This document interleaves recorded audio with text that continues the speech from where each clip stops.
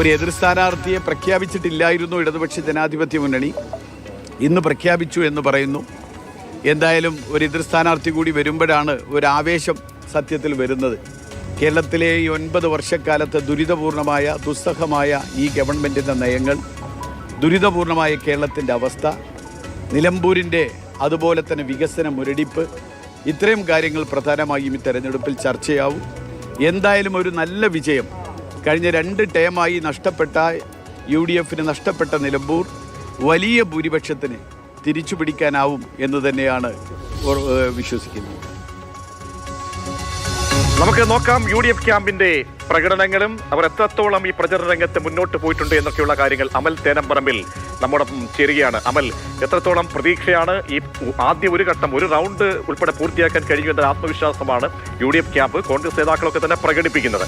ഇനി നാമനിർദ്ദേശ പത്രികയിലേക്ക് കടക്കാൻ പോകുന്നു. എന്തൊക്കെ തയ്യാറെടുപ്പുകൾ, ഏതൊക്കെ ഘട്ടം പിന്നിട്ടു എന്ന ആത്മവിശ്വാസമാണ് നേതാക്കൾക്കും സ്ഥാനാർത്ഥിക്കും ഉൾപ്പെടെയുള്ളത്? അമൽ,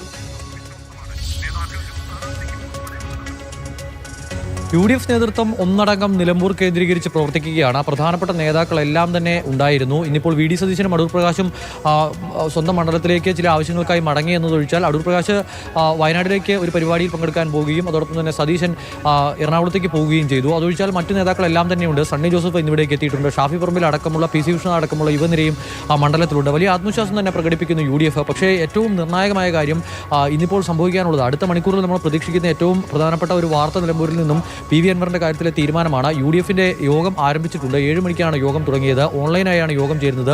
ആ യോഗത്തിൽ അൻവറിന്റെ കാര്യത്തിൽ എന്ത് തീരുമാനമെടുക്കണമെന്ന കാര്യത്തിൽ ഒരു ധാരണയുണ്ടാകും. അതിനുശേഷം അത് അൻവറിനെ അറിയിക്കും എന്നുള്ളതാണ് മനസ്സിലാക്കുന്നത്. അൻവർ നിലവിൽ വീട്ടിലില്ല, പുറത്തേക്ക് എന്തോ യോഗങ്ങൾക്കോ മറ്റോ പോയി എന്നുള്ളതാണ് മനസ്സിലാക്കുന്നത്.